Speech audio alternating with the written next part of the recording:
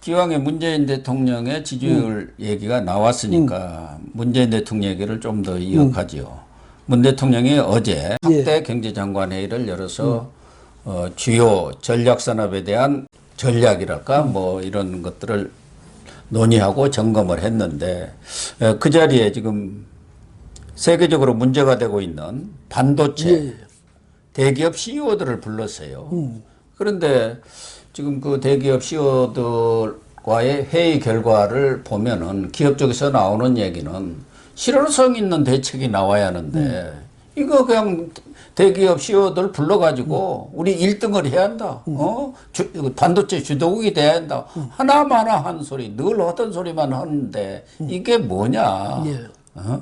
늘 하던 보여주기 쇼 아니냐. 그래서 지금 문재인 정권이 이 상태로 4.7 재보선에서 참패를 했는데 아직도 정신을 못 차리고 있는 거 아니냐. 뭐 이런 비판들이 나오고 있어요. 이게 근데 왜 갑자기 말이죠. 확대 경제장관회의 하면서 CEO들도 오라고 이래가지고 불러가지고 왜 갑자기 이렇게 했느냐. 바이든이, 바이든이 그래서 여러분 보시잖아요.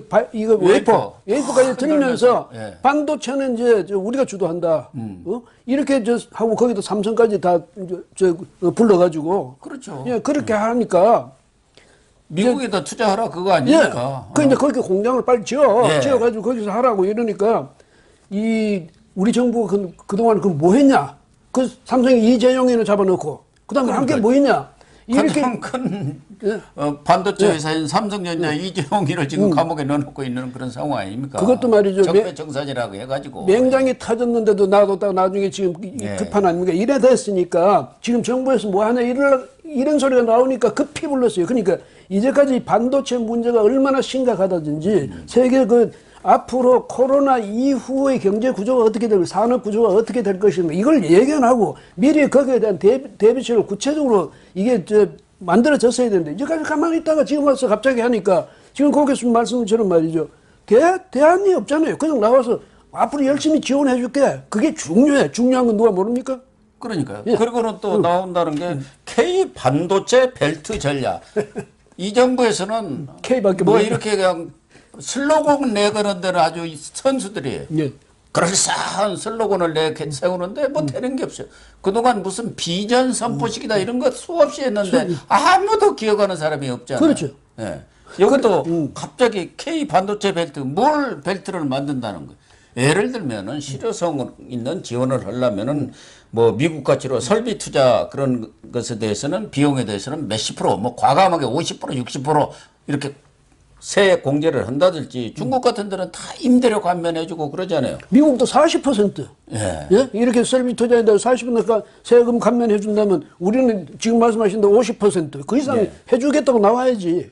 그러니까 이 반도체 회사 임원들 이 언론에 보도된 거 보면은 그 자리 가서야 뭐 아유 열심히 하겠습니다 하는데 도대체 그동안 각종 인센티브를 좀 달라. 또 반도체 그런 쪽에는 인력 양성이 중요하잖아요. 그렇죠. 보통 사람들 데려다 쓸 수는 없는 거예요.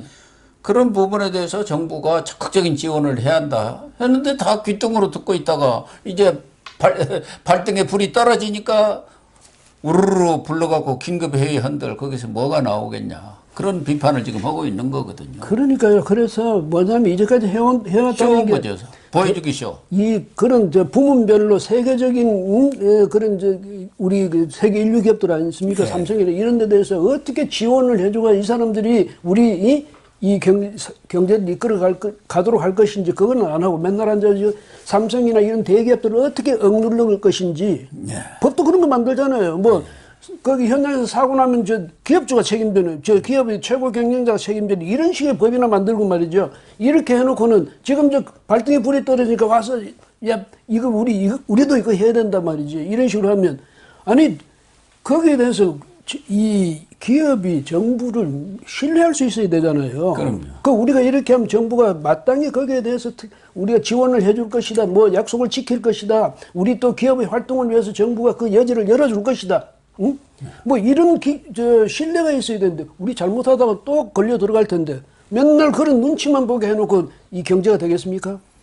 그러니까 대통령의 말이 신뢰가 가야 하는데 부동산 이거 제일 자신 있는 분야라고 하고 코도 안정된다고 했는데 지금 어떻게 됐습니까?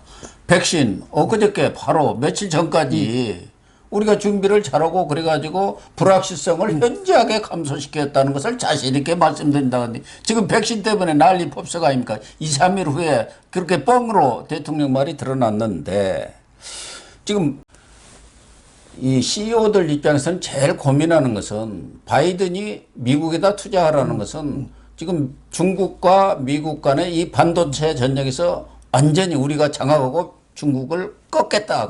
이 얘기란 말이에요. 그렇죠. 그러니까 삼성전자라든가 우리 반도체 수출이 40%를 중국한테 오고 예. 미국한테는 한 6, 7%뿐이 안 된단 말이에요. 7%. 예. 이 사이에서 어떻게 정부가 이렇게 외교 정책을 펴고 이 부분에 대해서 어떻게 이런 전략을 펴갈 테니까 기업은 또 어떻게 하라든가 그런 부분에 대한 어떤 전략적인 대안이라든가 그런 수기가 나와야 하는데 그런 얘기는 없고 우리 1등 합시다.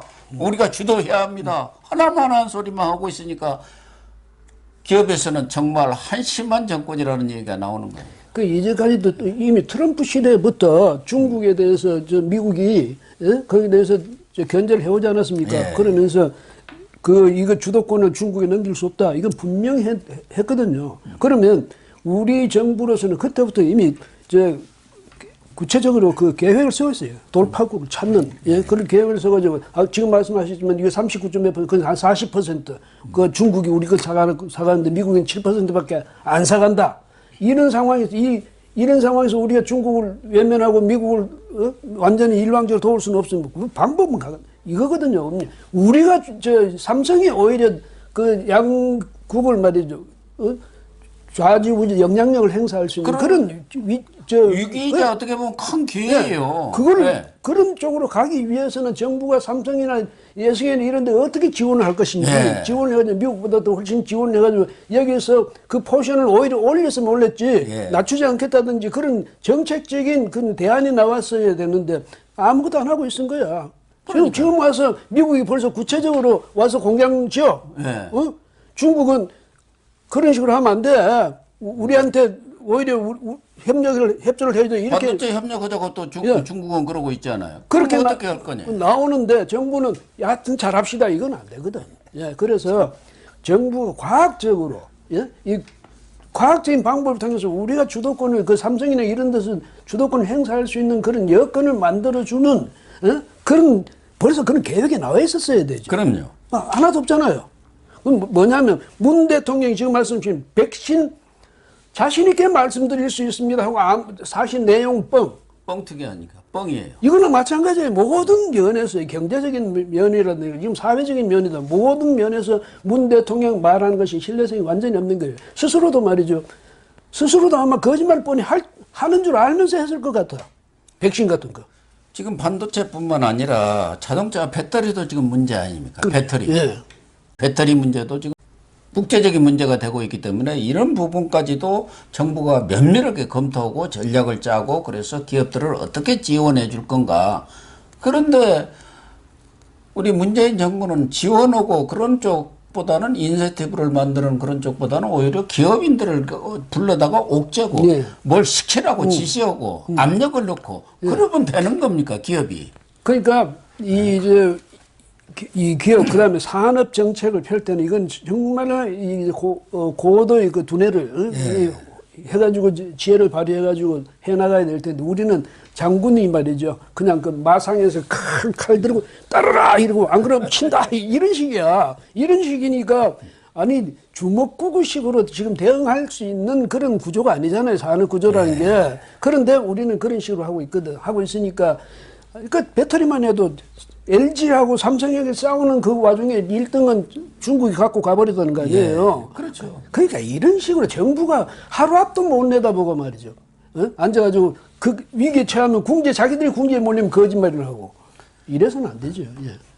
이 반도체적으로 그렇지만 더 한심한 것은 13일 날 국무회의가 있었지 않습니까? 거기에서 이 코로나로 청년들이 제일 고통을 많이 받고 있으니까 특단의 대책을 세우라. 이게 정말 유체이탈화법 아닙니까? 누구가 세우라는 거예요? 자기가 세워야지. 지금 문재인 정권 때문에 청년들이 일자리 다 잃고 집값은 이렇게 천정부지로 지금 치솟고 있기 때문에 완전히 좌절 상태에 빠져 있지 않습니까? 그러면 대통령이 앞장서서 이렇게 합시다 하고 뭘 해야 하는데, 저 특단의 대책을 세우세요. 그러면 누가 세우냐 이 말이에요. 그러니까 청년들에게 희망을 꺾은 사람이 그런 정권이 바로 대표적으로 문재인 정권이거든요. 아마 이생망, 그러니까 이생에서는 이제 망해버렸다. 네. 이렇게 그런 말이 나온 것다면 이 정권 들었었을 거예요. 그 청년들이 그런 식이에요. 이제 이 생에서 나는 이제 끝났어. 내 생에서나 기대할 밖에 없어. 젊은이들이 그런 절망감에 빠지면 그 나라가 되겠습니까? 그런데 지금 그 모양 아닙니까? 이제는 뭐 집도 30대가 얼마 전까지 말이죠. 완전히 그냥 영끌해가지고 집 산다고 그렇게 소동을 벌이는 거는 뭐겠습니까? 이리 놔뒀다 집값이 천정부지를 솟으면 정말 내 일생에서, 내 생에서는 집을 살 수 없다. 그런 강박감 때문에 그랬거든. 그러니까 영끌에서라도 산 사람들은 지금 잘 샀다고. 그때 못 산 사람들. 김현미랑 어떻게 했습니까? 집값 안정된다. 내린다. 그래가지고 하니까 좀 내릴 때 사겠지. 그런 사람도 지금 땅을 치고 통곡하고 도저히 이제 살 수가 없는 그런 상황으로 가버린 거 아닙니까? 그러니까 얼마 전에 청와대 청원 게시판 있잖아요. 예. 그게 문재인 대통령님, 저는 하루에도 몇 번씩 자살을 하고 싶은 그런 생각이 든다. 자살을 고민합니다. 이런 청원을 올려놨어요. 그 내용을 보면은 정말 구구절절해요. 어떻게 해서 내가 이렇게 절망감까지 극단적인 선택을 할 생각까지 했는지에 대해서 저도 한번 읽어보니까 이야, 이렇게까지 심각하구나. 만여 명의 그 사람들이 댓글을 같이 달았던데요. 찬성을 표시를 했던데 이런 상황인데도 불구하고 그 상황을 만든 사람이 문재인이 누가 만들었습니까? 지난 재보선에서 이 남자라고 하지 않습니까? 20대 남자들. 72.5%가 오세훈 지지했죠. 그러니까 이거 안 되겠다. 야, 내년 대선도 있는데 이 사람들 위해서 당근 정책. 그런데 그 당근 정책이 정부 예산 가지고 알바 자리 무슨 불 끄고 무슨 청소하고 그런 자리 만들어 갖고는 해결이 안 되잖아요. 그런 자리를 만들어 그나마도 거기서 나오는 이 시급도 좀 올리고 해가지고 나오는 돈을 이 알바해서라도 돈을 좀 벌 수 있느냐? 그것도 시간을 제한해가지고 결국은 쪼개기 업체에서도 쪼개기 해가지고 실제로 들어간 사람은 2시간 이상 일을 못 한다든지 이런 상황이 되거든. 이렇게 되니까 청년들은 말이죠. 사실은 청년들이 가장 큰 배신감을 이 정권 들어와서 느끼게 된 거예요. 왜 그러냐면, 무슨 비정규직, 정규직화 한다 이런 식으로 해가지고, 대규모로 그렇게 하니까 열심히 공부해가지고 어떻게 들어가 볼까 했던 사람들이 지금 아주 절망에 빠지겠죠. 그 다음에, 대기업들이랑 막 욱죄는 바람에 이 채용 규모가 줄어들었죠. 예. 이런 식으로 청년들이 하려는 것마다 전부 정부가 막고 나선 셈이 됐거든요. 그 다음에 어떻게든 집이라도 하나 사가지고 그러면 사실은 집 살 때 그게 투기가 아니라 우리나라 현실적으로 재산을 증식해갈 방법이 없잖아요. 옛날에는 이 중산층을 늘리기 위해서 옛날 박정희 시대 보면 재형저축제라든지 각종 지원책이 있었는데 없잖아요. 그런 식으로 해놓고는 청년들을 절망시켜놓고 이제는 집 사는 그 젊은이들을 오죽하면 연끌해서 집 사겠습니까? 그걸 또 죄악시한단 말이죠. 예. 어떻게 하라고. 그래놓고 청년 대책을, 특단의 대책을 세우라고요? 특단의 대책을 세울 게 있어야지. 그러니까 오늘 동아일보도 아주 톱으로 해서 아주 대대적으로 보도했던데 코로나로 청년들이 절규하고 있다. 3고. 예. 취업난, 생활고, 사회적 고립. 예. 그래가지고 알바 자리도 없다는 거 아닙니까? 자영업이 다 몰락해버리고 그러니까 알바 자리도 없는 그런 상황인데 물론 코로나 이 자체가 문재인 대통령이 만든 것은 아니다 할지라도 그 취업난이 코로나 때문에 온 것은 아니냐. 그 이전부터도 취업 대란이다, 취업 절벽이다 말은 이미 나와 있었던 거고 그래서 청년 그런 실업 대책을 세운다 했고 청와대에다가 무슨 취업 상황판도 만들더니 지금 없애버렸는지 한 번도 안 하더라고. 보여주십시오. 한번 쭉 하고는 9월에는 상황판 얘기를 한 번도 안 해요. 그러니까 이 상황판도 지금은 있을 거예요. 근데 대통령이 그 앞에 서야 카메라 가서 찍을 거 아니에요. 그거 자기가 안 간다는 그러니까 그런 식으로 항상 이제까지 뭐냐 쇼잉이 아주 익숙했거든. 그러니까. 이 익숙해가지고 그러니까 4.16 저 세월호 참사 이것 때문에 지금 대통령이 오늘 이야기했던 것도 보니까 이거 여고생 장문 수준이야. 아주 정서적으로 말이죠. 그런 뭐 서정 시를 쓰듯이 써가지고 사람들 그냥 아주 거기다 그 감정을 찔러가지고 부채질 해가지고 다시 분노케 하는 그런 데나 익숙해져 있지. 이번에 또 뭐 세월호의 기억으로 가슴 아픈 4월 뭐 이러면서 아이들이 밤하늘이 반짝이는 별이 된 지 7년이 지났다. 뭐 씻습니까 대통령이? 그러니까 지금 제 말씀이 그거예요. 그 다음에 뭐냐면 진실에 한 걸음 더 다가갈 수 있는 계기만 이게 이제 다시 이제 이게 뭐냐면 사회적 참사 진상규명 특별법 개정하고 또 거기다가 특검 이걸 언급하니까 하면서 이런 이야기를 하거든요. 특검도 오고 뭐 해갖고 8번인가 9번 수사를 했고 했잖아요. 할 거 다 했어요. 근데 지금도 아직 이제 진실이 지금 다가가고 있답니다. 그럼 언제 이 진실이 다 끝납니까? 이런 식으로 해가지고 계속 이걸 말이죠. 과거로 이 사람들은 현 정권은 미래는 나하고 상관없어. 오직 과거만 있을 뿐이야. 지금 계속 과거로만 가고 있잖아요. 과거 속에서 그 과거하고만 지금 멱살 잡고 싸우느라 아무것도 못한 거지. 그러니까요. 네, 시청자 여러분. 문재인 대통령의 지지율이 진짜 30%의 턱걸이를 했습니다.